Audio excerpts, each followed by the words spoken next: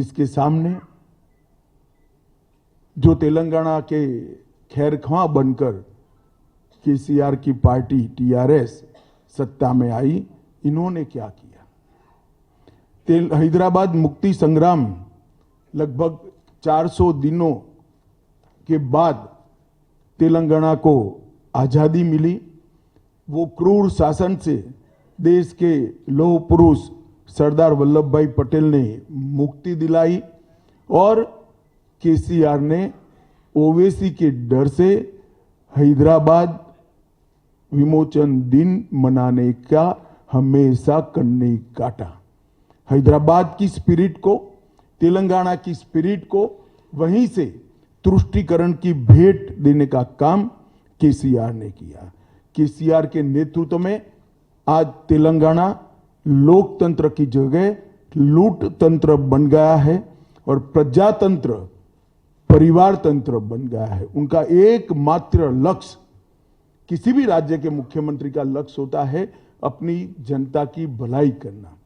उनका एकमात्र लक्ष्य अपने बेटे को मुख्यमंत्री बनाना है और कोई लक्ष्य नहीं है। नीलू, निधुलू और नियामकालू, ये 3 सूत्रों के साथ वो सत्ता पर आए थे, वादा किया था। हम लोग भी दूर से देखते थे, बड़ी आशा के साथ देखते थे कि नए राज्य की शुरुआत हुई है, अब कुछ अच्छा होगा। मगर हुआ क्या? पहले नीलू की बात करते हैं। कालेश्वरम घोटाला हुआ, 42,000 करोड़ का प्रोजेक्ट 1,35,000 करोड़ का हो गया, अभी भी समाप्त नहीं हुआ है।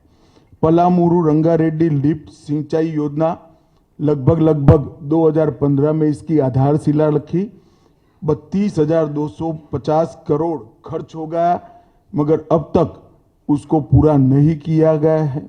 इसी तरह निधुलू की बात करें तो इनके परिवार का गबन का ये तेलंगाना सरकार जरिया बन गई। 2014 में जब तेलंगाना का गठन हुआ, 370 करोड़ रेवेन्यू सरप्लस स्टेट था और आज ये लगभग 7 लाख करोड़ के ऋण में डूबा हुआ राज्य है।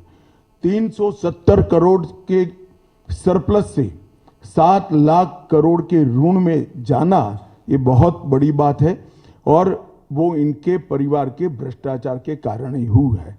तेलंगाना सरकार पर अभी 3,66,000 करोड़ का ऋण है और निगमों पर अलग से 3,80,000 करोड़ का ऋण है। तो तेलंगाना को 7.5 लाख करोड़ के ऋण में डुबाने का काम इन्होंने किया है। और मेगा प्रोजेक्ट्स की घोषणा कोई भी मुख्यमंत्री करता है तो मन में आकांक्षा होती है कि इस मेगा प्रोजेक्ट से मेरे राज्य को क्या फायदा होगा, मेरे राज्य की जनता को क्या फायदा होगा। यहां उल्टा है।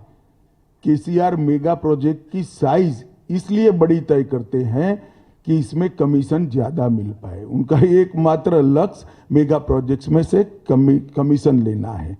जहां तक नियामकालू का सवाल है, रोजगारी का सवाल है, 17 टाइम परीक्षाओं के पेपर लीक हुए, लाखों युवाओं का भविष्य बर्बाद हो गया, ट्यूशन के पैसे युवाओं के खत्म हो गए और कई लोगों ने आत्महत्या की। 2 लाख से अधिक पद भरना बाकी है, कर्मचारियों को समय पर वेतन नहीं मिलता है, यूनिवर्सिटी में कोई भर्ती नहीं की गई, विश्वविद्यालय में 3,000 से ज्यादा पद रिक्त है, जूनियर और डिग्री कॉलेज में 8,000 से ज्यादा पद रिक्त है और शिक्षा के लिए आवंटन जो 10.89% था वो घटकर 6.24% हो गया। यही बताता है कि उन्होंने क्या किया है। ढेर सारे वादे जो उन्होंने किए हैं, वादा खिलाफी करने का काम किया। 1 लाख नौकरी देने का वादा किया था जो पूरा नहीं हुआ। 3,000 रुपया बेकारी भत्ता देने का वादा किया था, पूरा नहीं हुआ। 12 तेलंगाना यूनिवर्सिटी को सभी पद भरने का वादा किया था, वो पूरा नहीं हुआ। केजी से पीजी की मुफ्त शिक्षा का वादा पूरा नहीं हुआ। 7 लाख गरीबों को घर देने का वादा पूरा नहीं हुआ। गरीबों का 1 लाख का लोन माफ करने का वादा पूरा नहीं हुआ। हर जिले में एक सुपर स्पेशलिटी अस्पताल बनाना था, नहीं बना पाए। मैं यही कहना चाहता हूं कि केसीआर कोई भी वादा करते हैं, उनके नजर के सामने केटीआर और कविता ही होते हैं, तेलंगाना की जनता नहीं होती है। और भारतीय जनता पार्टी जो बोलती है वो करती है। ये केसीआर की पार्टी पिछड़ा विरोधी पार्टी, उन्होंने 2014 के चुनाव में वादा किया था कि अगर वो जीतते हैं तो दलित मुख्यमंत्री बनाएंगे। 2 बार वो स्वयं बन गए और तीसरी बार अब केटीआर को बनाने की तैयारी कर रहे हैं। हालांकि इस बार होने वाला नहीं है, मगर वो तैयारी कर रहे हैं। और पिछड़ा वर्ग का भी भरपूर शोषण करने का काम केसीआर की पार्टी ने किया है, बीआरएस ने किया है।